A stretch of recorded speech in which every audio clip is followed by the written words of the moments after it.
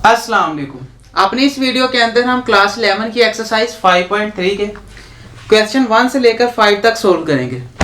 ये हमारे पास बिल्कुल सिमिलर क्वेश्चंस हैं। हमारे पास क्या है क्वेश्चन के resolve the following into partial fraction, मतलब ये हमें रैशनल फ्रैक्शंस दे दी गई हैं और हमें इनको क्या करना है, पार्शियल फ्रैक्शन के अंदर रिजॉल्व करना है। हम देख सकते हैं कि ये हमारे पास केस 3 के क्वेश्चन है जिसमें हमारे पास क्या आता है, नीचे क्यू ऑफ एक्स में क्वाड्रेटिक फैक्टर्स आ रहे हैं। हम देख सकते हैं कि हमारे पास एक्स स्क्वायर प्लस 1 आ रहा है, मतलब ये एक्स की पावर 2 वाले फैक्टर्स आ रहे हैं जिनको हम क्वाड्रेटिक फैक्टर्स बोलते हैं। और ये नॉन रिपीटेड क्वाड्रेटिक फैक्टर्स, मतलब इनकी आगे स्क्वायर नहीं आ रही। एक्स स्क्वायर प्लस 1 एक ही सिंगल क्वाड्रेटिक फैक्टर इसके अंदर आ रहा है। और हम देख सकते हैं ये 5 क्वेश्चन हमारे पास बिल्कुल सिमिलर हैं। तो हम क्या करेंगे, इसमें से कोई 2 क्वेश्चन सोल्व करेंगे और आपसे कंसेप्ट मिल जाएगा आपको। बाकी क्वेश्चंस आप बहुत इजीली खुद से सोल्व कर सकते हैं। हम क्या करेंगे कि लेट्स सपोज हम क्वेश्चन 3 सोल्व कर लेते हैं और साथ में आपको शायद लग रहा होगा कि क्वेश्चन 4 थोड़ा सा मुश्किल है, जिसमें हमारे पास x square plus 2x plus 5 तीन टर्म्स क्वाड्रेटिक फैक्टर्स की आ रही हैं। तो ये हम इसको क्वेश्चन 4 को साथ में सोल्व कर लेंगे। बाकी हम देख सकते हैं जैसे यहाँ पर भी x square plus 1 into x plus 3 है और ये भी हमारे पास x square plus 1 into x plus 1 है। ये x square plus 4 plus x plus 3, मतलब ये हमारे पास चारों के चारों क्वेश्चन बिल्कुल सेम है। आप एक क्वेश्चन समझ लेंगे तो बाकी आप खुद से इजीली सोल्व कर लेंगे। आप इस तरह कीजिएगा कि आप नोट्स पे इन बाकी क्वेश्चंस को कीजिएगा। अगर आपसे कहीं प्रॉब्लम आ रही होगी तो मुझे कमेंट का कीजिएगा इस वीडियो के अंदर। मैं कोशिश करूँगा कि आपको वो जल्द से जल्द आपका वो कंसेप्ट भी क्लियर करवाया जाए। उसके अलावा आपको अगर कोई क्वेश्चन ज़्यादा प्रॉब्लम कर रहा होगा तो वो क्वेश्चन भी आपको सोल्व करवा दिया जाए। तो हम क्या करते हैं, सबसे पहले हम अपना क्वेश्चन 3 सोल्व कर लेते हैं।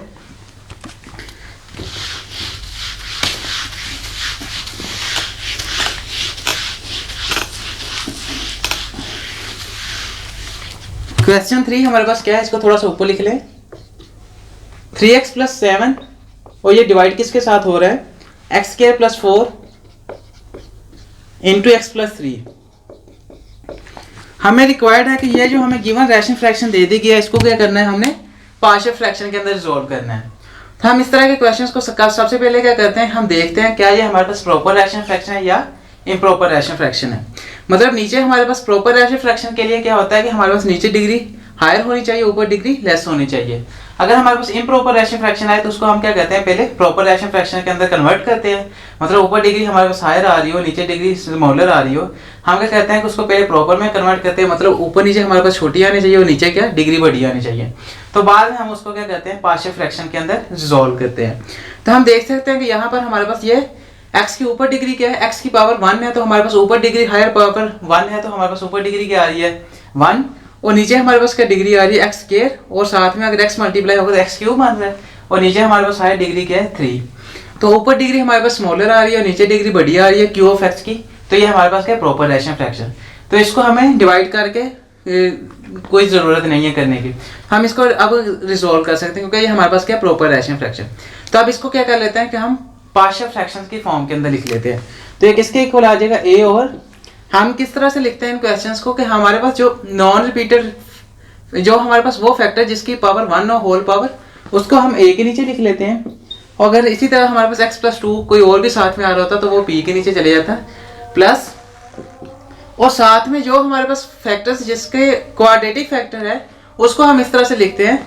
अगर हमने a के नीचे लिखा तो साथ में क्या आ जाएगा, bx plus c divided by x square plus 4 आ जाएगा। मतलब ये कि अगर हमारे पास क्या है, यहाँ पर एक्स स्क्वायर प्लस 4 को इस तरह से हमने लिखना है इसके नीचे, और b ओवर नहीं आएगा, जब bx प्लस c आएगा क्योंकि ये क्वाड्रेटिक फैक्टर है, उनके लिए हम क्या लिखते हैं bx प्लस c। और इसी तरह से अगर हमारे पास क्या होता है, यहाँ पर x प्लस 2 भी होता तो ये b के नीचे आ जाता, तो ये आगे चले जाता तो क्या बनता cx प्लस d। मतलब हम यहाँ पर कोई 2 खुद से लिख लेते हैं। हमारे पास a या b कॉन्स्टेंट, b c दे दो नाम, इनको c d दे दो नाम, कोई भी दे सकते हैं। तो ये हमने क्या कर लिया, इसको पार्शियल फ्रैक्शन के अंदर लिख लिया। अब हम क्या कर लेते हैं, इसको इक्वेशन a का जैसे नाम दे देते हैं। अब हमने क्या करना है, a b और c की वैल्यूज फाइंड करनी है। उन वैल्यूज को हम इसके अंदर पुट कर देंगे तो हमारे पास क्या आ जाएगा, ये given rational fraction partial fraction के अंदर रिजॉल्व होकर आ जाएगी। तो हम सबसे पहले क्या करते हैं कि हमारे पास जो पावर सबसे पहले हम बल्कि काम ये करते हैं कि हम ये जो हमारे पास नीचे आ रहा होता है Q of x given rational fraction का, उसको इक्वेशन के दोनों तरफ मल्टीप्लाई करते हैं। Multiply x square plus 4 into x plus 3 on both sides of ए।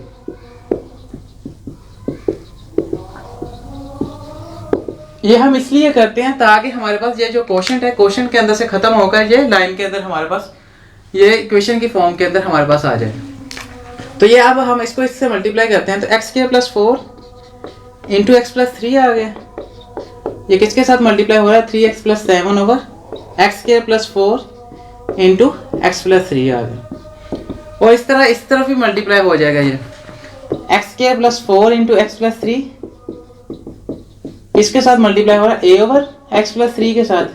क्योंकि हमारे पास यहाँ पे प्लस आ रहा है तो दोनों के साथ अलग-अलग से हो जाएगा। Plus bx plus c over x square plus 4 और साथ में मल्टीप्लाई क्या हो रहा है? X square plus 4 into x plus 3। हमने क्या किया? दोनों तरफ x square plus 4 into x plus 3 से मल्टीप्लाई कर दिया। अब हम देख सकते हैं कि ये हमारे पास मल्टीप्लाई हो रहा है, दोनों सेम है तो हम इसको इससे कैंसिल कर सकते हैं। तो ये कैंसिल हो जाएंगे। इस तरह यहाँ से एक्स प्लस 3 के साथ कैंसिल हो गया और एक्स स्क्वायर प्लस 4 के साथ कैंसिल हो गया। तो हमारे पास किसके इक्वल आ गई ये रैशनल फ्रैक्शन? यानी 3x प्लस 7 किसके इक्वल आ गया? a into x square plus 4 आ गया हमारे पास, plus bx plus c into x plus 3 आ गया। हम इस इक्वेशन को भी कोई नाम दे देते हैं। लेट्स सपोज हम इसको b का नाम दे देते हैं। इसको हम थोड़ा सा ऊपर लिख लेते हैं क्योंकि इसकी हमें जरूरत पड़ेगी। ये हमारे पास इक्वेशन b क्या आ गया? 3x प्लस 7 किसके इक्वल आ गया? a into x square plus 4 plus bx plus c into हमारे पास क्या आ रहा है साथ में x प्लस 3 आ रहा है। ये इक्वेशन b है हमारे पास। अब हमने क्या करना है कि हमने a, b और c की वैल्यूज फाइंड करनी है। तो वो किस तरह से करते हैं कि जो हमारे पास जिसकी होल पावर 1 हो उसको तो हम इस तरह से फाइंड करते हैं कि उसको 0 के इक्वल रख देते हैं। तो वहां से हमें a, b, c में से किसी एक की वैल्यू निकल आती है जितने भी हमारे पास जिनकी होल पावर 1 आ रही हो। तो ये हम क्या करेंगे कि x प्लस, यहाँ पर हमारे पास क्या है x प्लस 3, इसको क्या कर देंगे 0 के इक्वल पुट कर देंगे। तो यहाँ से x से हमारे पास किसके इक्वल आ गया? -3 के। अब इस x की वैल्यू को हमने किस में? इक्वेशन b के अंदर पुट करना है। तो ये किसके इक्वल आ जाएगा? 3 इंटू -3 प्लस 7 आ गया is equal to a into -3 whole का स्क्वायर प्लस 4 आ गया plus b into -3 plus c into -3 plus 3। हमने क्या किया? x की वैल्यू x की जगह पर -3 पुट करते गए। तो हम देख सकते हैं यहाँ पर क्या होगा? -3 प्लस 3 क्या बन जाएगा? 0। और जब 0 किसी के साथ भी मल्टीप्लाई होता है उसको भी क्या कर देता है? 0। तो ये किसके इक्वल आ जाएगा? यहाँ पर 0 आ जाएगा प्लस, बल्कि इधर से स्टार्ट करते हैं।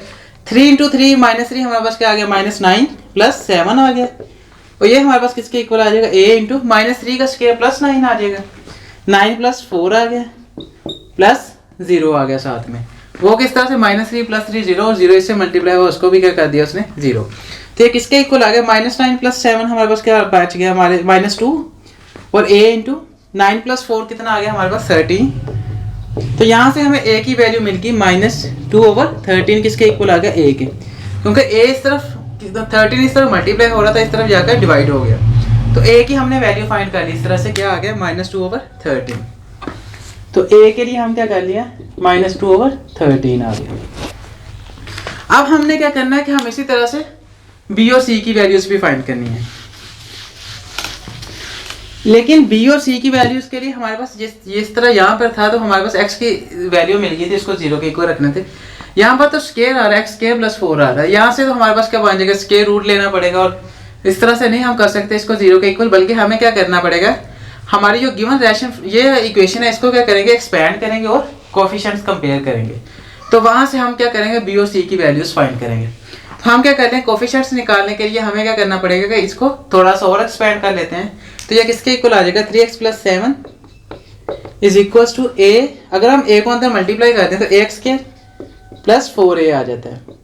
असल में हमने करना क्या होता है कि हमने x स्क्वायर वाली टर्म्स अलहदा करनी होती हैं, x वाली सिंगल x की पावर 1 वाली टर्म्स अलहदा करनी है और कांस्टेंट टर्म्स अलहदा करनी है, ताकि उनके हम क्या करें? कोएफिशिएंट्स निकालें और उसमें को हम क्या करें? कंपेयर कर लें। तो यहाँ से अगर हम इसको अंदर मल्टीप्लाई कर दें तो क्या बन जाएगा? bx स्क्वायर, bx के साथ x को मल्टीप्लाई किया प्लस 3bx बन गया। bx को 3 के साथ मल्टीप्लाई किया प्लस cx प्लस 3c1 के। तो ये किसके इक्वल आ जाएगा, 3x plus 7 is equal to ax square plus 4a plus bx square आ गया प्लस 3bx आ गया प्लस cx प्लस 3c आ गया। अब हम क्या करते हैं, x स्क्वायर वाली टर्म्स इकट्ठी कर लेते हैं। 3x प्लस 7 हमारे पास किसके इक्वल आ गया, ax square plus bx square आ गया। x स्क्वायर वाली टर्म्स हमारे पास यही दो थी। इसी तरह से अब हम क्या करते हैं कि x वाली टर्म्स अलग कर लेते हैं। तो ये क्या बन जाएगा, प्लस 3bx प्लस cx आ गया। और अब कांस्टेंट टर्म्स हमारे पास रह गए, उनको भी इकट्ठा कर लेते हैं। 4a और प्लस 3c आ जाएगा, प्लस 4a प्लस 3c आ गया। हमने क्या कर लिया कि x स्क्वायर वाले टर्म्स को अलग कर लिया, इस तरह से x की सिंगल पावर वाले टर्म्स को अलग कर लिया और इस तरह से इनको अलग करके इकट्ठा कर लिया। अब हम क्या करेंगे कि इनको इसमें से कोफिशिएंट्स निकाल लेंगे। वो किस तरह से निकालेंगे, 3x प्लस 7 अगर हम x स्क्वायर को कॉमन ले लें तो हमारे पास क्या बाकी बचता है, a प्लस b। तो ये हमारे पास जो मल्टीप्लाई हो रहा होगा x स्क्वायर के साथ वो उसका क्या होगा, कोफिशिएंट। इस तरह से प्लस अगर x को कॉमन ले लें तो यहाँ से क्या बचेगा, 3b प्लस c बच गया। तो ये x का कोफिशिएंट हमारे पास क्या आ गया, 3b plus c plus 4a plus 3c आ गया। ये हमारे पास x की पावर 0 मतलब जिसको हम 1 अगर लिखे साथ में x की पावर 0 का ये कोफिशिएंट है, मतलब x स्क्वायर x1 इस तरह से x0 का क्या है, ये कोफिशिएंट है, कांस्टेंट जिसको कहते हैं। और x की 0 1 होती है उसको लिखा नहीं जाता इसलिए। तो हमने क्या कर लिया कि हमने अपनी गिवन इक्वेशन जो थी b उसमें से क्या कर लिया, कोफिशिएंट्स फाइंड कर लिए। अब हमने क्या करना है कि इन कोफिशिएंट्स को कंपेयर करना होता है और उससे हमें क्या वैल्यूज मिल जाती हैं, जो दूसरे वेरिएबल जैसे b और c की वैल्यूज हमें रिक्वायर्ड है वो मिल जाएंगी वहां से।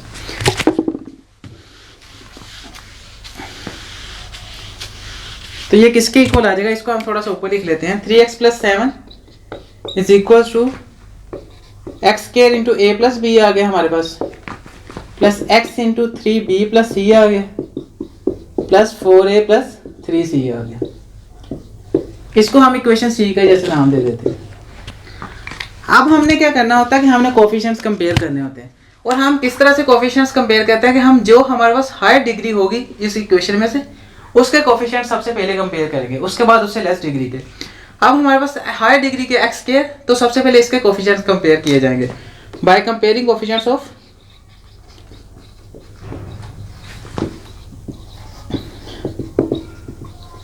x square. तो ये किसके इक्वल आ जाएगा, x स्क्वायर हमारे पास लेफ्ट हैंड साइड से क्या है, हमारे पास यहाँ पर कोई x स्क्वायर की टर्म नहीं है तो यहाँ पर क्या आ जाएगा 0, और इस तरफ से हमारे पास x स्क्वायर का कोफिशिएंट क्या आ रहा है, a प्लस बी। तो ये हमें क्या मिल गया, a plus B is equal to 0, एक इक्वेशन मिल गई।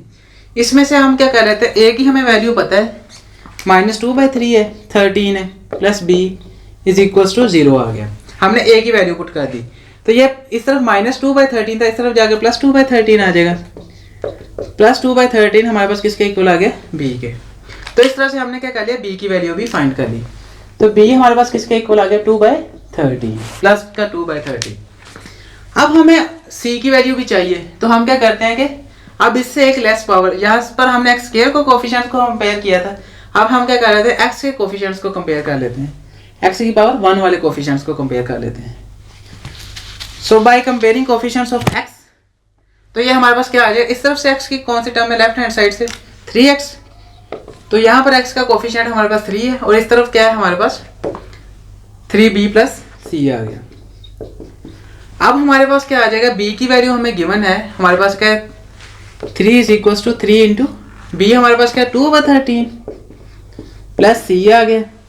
और अब हम क्या कर लेते हैं कि ये किसके इक्वल आ जाएगा, 3 is equal to 3 multiply by 2 क्या आ जाएगा, 6/13 बन गया प्लस c आ गया। अब हम क्या कर लेते हैं कि इस तरफ प्लस c है तो इस तरफ माइनस हो जाएगा जाकर, c हमारे पास किसके इक्वल आ गया देन 3 माइनस 6/13। अगर हम इसका एलसीएम ले लें तो 13 हमारे पास आ जाएगा, तो ये किसके इक्वल आ जाएगा 13, जब 1 है यहाँ पर इसके नीचे, जब 13 से मल्टीप्लाई होगा तो 13 डिवाइड होगा तो 13 आ जाएगा, और 13 जब 3 से मल्टीप्लाई होगा 39 आ गया, यहाँ पर -6 आ गया। तो ये हमारे पास c किसके इक्वल आ गया देन 39 माइनस 6 33/13। तो c की वैल्यू हमारे पास आ गई 33/13, c भी हमने फाइंड कर लिया 33/13। ओके, अब नेक्स्ट हमने क्या करना होता है कि हमें ए बी और सी तीनों की वैल्यूज़ मिल गई।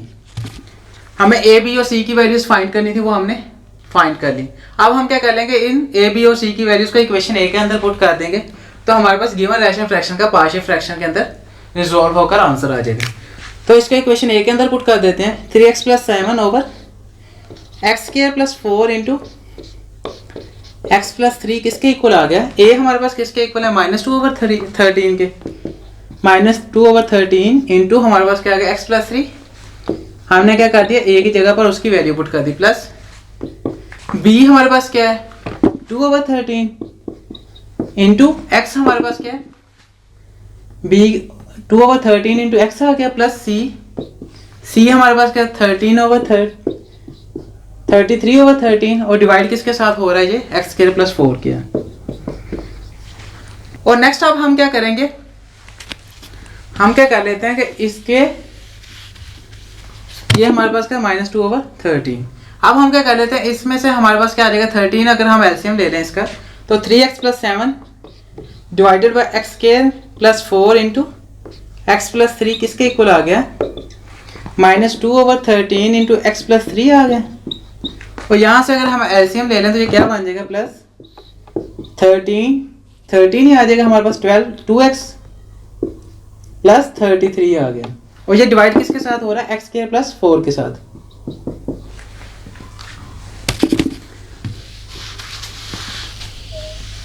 अब हम जानते हैं कि अगर हमारे पास क्या आ जाए, a over b over c हो, तो ये किसके इक्वल होता है हमारे पास, a ओवर b c के, बटे का बटा भी हमारे पास क्या होता है, बटे में ही आ जाता है, a ओवर b c बन जाता है। तो ये हमारे पास किसके इक्वल आ जाएगा, देन ये जो 13 है वो भी इसके साथ जाकर मल्टीप्लाई हो जाएगा नीचे, 3x + 7 over x² + 4 into x + 3 हमारे पास किसके इक्वल आ गया, -2/13 into x + 3 plus 2x + 33 over 13 into x² + 4 आ गया हमारे पास। तो ये हमारे पास आंसर आ गया। हमने क्या किया, हमें जो गिवन रैशनल फ्रैक्शन थी इसको पार्शियल फ्रैक्शन के अंदर रिजॉल्व कर दिया। तो इसी तरह से अब हम क्या कर लेते हैं, अपना दूसरा क्वेश्चन सोल्व कर लेते हैं, जो हमारे पास क्या है, question 4।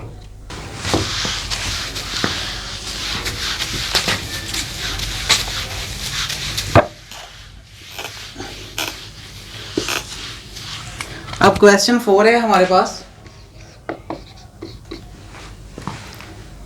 x² + 15 over x² + 2x + 15 + 5 है हमारे पास, और साथ में क्या है, x - 1। ओके, अब हमें इस गिवन रैशनल फ्रैक्शन को पार्शियल फ्रैक्शन के अंदर रिजॉल्व करना है। तो हम क्या करेंगे, हम सबसे पहला काम क्या करते थे, हमने देखना है क्या ये हमारे पास प्रॉपर रैशनल फ्रैक्शन है या इम्प्रॉपर रैशनल फ्रैक्शन है। अब देख सकते हैं हमारे पास ऊपर डिग्री क्या है 2, और नीचे डिग्री हमारे पास क्या आ रही है 2, हमारे पास यहाँ पर डिग्री 2 है, और जब x इसके साथ मल्टीप्लाई होगा तो डिग्री क्या बन जाएगी 3। तो नीचे डिग्री हमारे पास 3 है, ऊपर डिग्री 2 है, तो ये प्रॉपर रैशनल फ्रैक्शन है। तो अब हम इसको पार्शियल फ्रैक्शन के अंदर रिजॉल्व कर सकते हैं। तो ये किसके इक्वल आ जाएगा, अगर हम इसको लिखें, क्योंकि ये हमारे पास केस 2 का क्वेश्चन है जिसमें हमारे पास क्या था, केस 3 का क्वेश्चन है जिसमें हमारे पास क्या है, क्वाड्रेटिक फैक्टर्स आ रहे हैं और नॉन रिपीटेड क्वाड्रेटिक फैक्टर्स आ रहे हैं। तो हम क्या करते थे, a के नीचे ये हमारे पास जिसकी पावर 1 हो वो पार्ट आ जाता है, प्लस क्या आ जाएगा, ये किस तरह से लिखेंगे हम, bx + c, उसके नीचे हम क्या लिख देंगे, क्वाड्रेटिक फैक्टर अपना x² + 2x + 5 आ गया। अब हम इसको इक्वेशन 1 का नाम दे दिया। अब हमने क्या करना होता है कि ये जो नीचे जिसके साथ हमारे पास ये गिवन रैशनल फ्रैक्शन डिवाइड हो रही है उसके साथ दोनों तरफ मल्टीप्लाई करते हैं इक्वेशन के, multiply by x² + 2x + 5 into x - 1 on both sides of equation 1। तो ये किसके इक्वल आ जाएगा हमारे पास, x² + 2x + 5 इंटू x - 1, इसको मल्टीप्लाई किया लेफ्ट हैंड साइड पे तो हमारे पास क्या आ गया, x² + 15 over x² + 2x + 5 into x - 1 आ गया। हमने क्या किया, इसके साथ मल्टीप्लाई किया लेफ्ट हैंड साइड पे, इसी तरह से हम राइट हैंड साइड पे भी मल्टीप्लाई करेंगे। तो हम सबसे पहले देख सकते हैं कि हम जब लेफ्ट हैंड साइड पे मल्टीप्लाई करेंगे तो इसके साथ ये सेम आ रही है, ये कैंसिल हो जाएंगे, तो ये हमारे पास क्या बाकी रह जाएगा, एक्स स्क्वायर प्लस 15। तो हम डायरेक्ट ही उसको लिख लेते हैं। तो लेफ्ट हैंड साइड पे हमारे पास क्या बाकी रह जाएगा, एक्स स्क्वायर प्लस 15। और इसी तरह से जब हमारे पास ये मल्टीप्लाई होगा इसके साथ तो x माइनस 1 से x माइनस 1 कैंसिल हो जाएगा और ये के साथ बाकी क्या रह जाएगा, X square plus 2x plus 5 बाकी रह गया और प्लस bx प्लस c आ गया और इसके साथ हमारे पास क्या रह गया बाकी।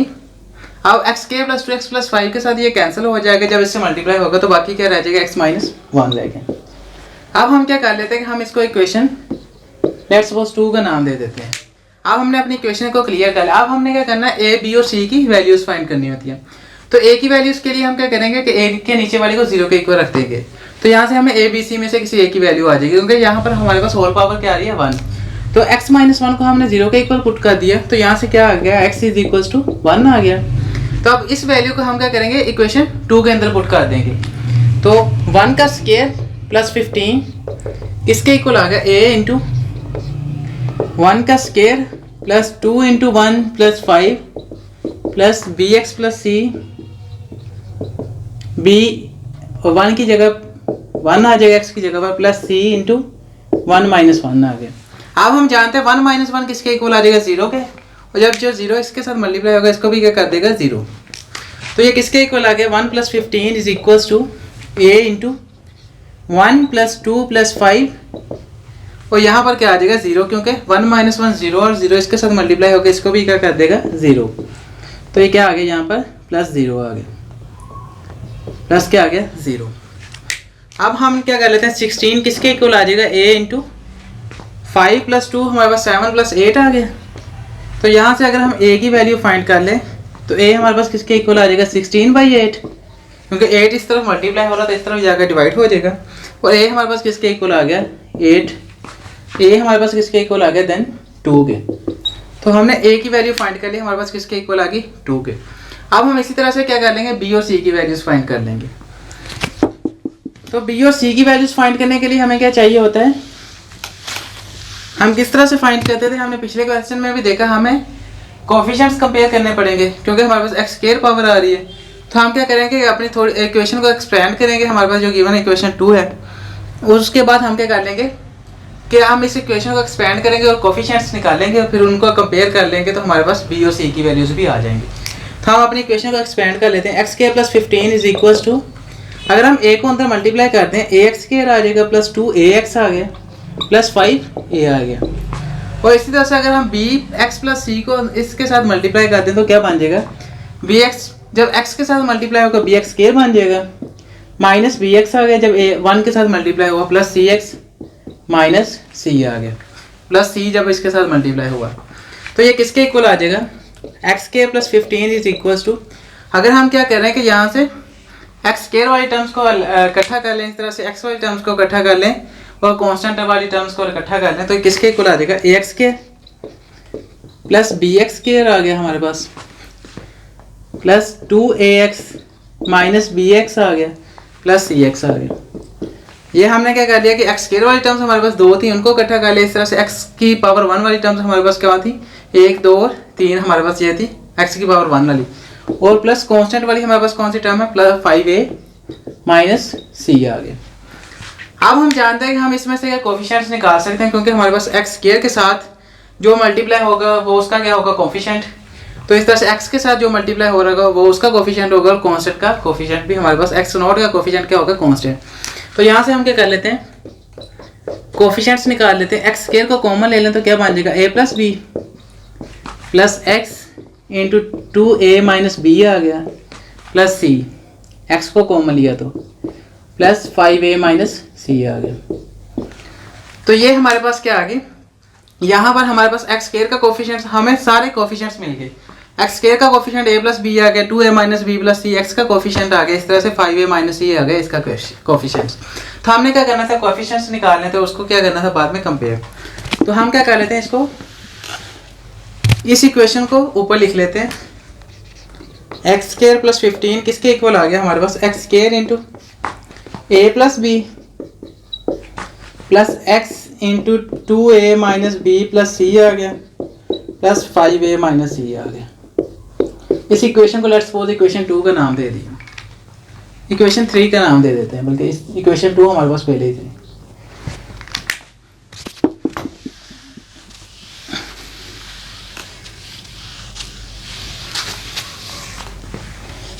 तो हमने अब क्या करना है कि b और c की वैल्यूज फाइंड करनी है। तो हम किस तरह से कोफिशिएंट्स कंपेयर करते थे कि सबसे पहले हायर पावर को कोफिशिएंट्स को कंपेयर किया जाता है। हायर पावर हमारे पास क्या है, यहाँ पर x की पावर 2, तो सबसे पहले x की पावर 2 के कोफिशिएंट्स को कंपेयर किया जाएगा। Compare coefficients of x square. तो हमारे पास यहाँ पर इस तरफ x स्क्वायर के साथ मल्टीप्लाई क्या हो रहा है 1, ये 1 आ गया हमारे पास इस तरफ लेफ्ट हैंड साइड की तरफ से, और इक्वेशन के इस तरफ से हमारे पास इक्वेशन 3 के इस तरफ हमारे पास x स्क्वायर के कोफिशिएंट क्या है a प्लस बी। तो ये हमें इक्वेशन मिल गई जब हमने ये कोफिशिएंट्स कंपेयर किए।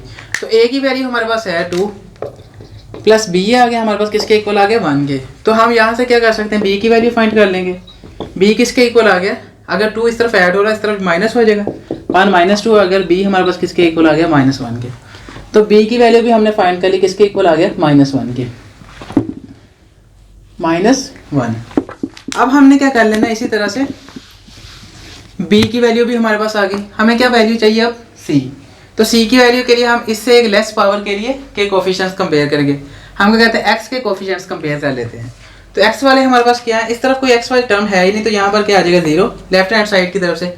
इस तरफ से हमारे पास क्या आ जाएगा 2a minus b plus c आ गया, क्योंकि यहाँ पर हमारे पास कोफिशिएंट्स क्या आ रहे थे x के ये। तो इसको हम क्या कर लेते हैं, वैल्यूज पुट कर लेते हैं। 2 इंटू a हमारे पास किसके इक्वल है 2 के, माइनस इंटू -1 प्लस c आ गया। तो किसके इक्वल आ जाएगा 4 plus 1 minus -1 plus c is equal to 0। तो ये किसके इक्वल आ गया 5 प्लस c आ गया, और c इस तरफ 5 ऐड हो तो इस तरफ जाकर क्या आ जाएगा माइनस, c क्या आ गया हमारे पास -5। तो हमने c की वैल्यू भी फाइंड कर ली, -5 आ गई। तो इस तरह से हमने a b c की वैल्यू फाइंड करी। अगर हमारे पास d कोई और भी होता तो हम क्या करते, इससे लेस पर अब कांस्टेंट के जो हमारे पास कांस्टेंट टर्म्स की इनके कोफिशिएंट्स को कंपेयर करते। लेकिन चूंकि हमें सभी वेरिएबल्स मिल गए, a b c की वैल्यूज मिल गई हैं जो हमें रिक्वायर्ड थी, तो हम क्या करेंगे अब सिंपली इनको अपने इक्वेशन 1 के अंदर पुट कर देंगे तो हमारे पास आंसर आ जाएगा।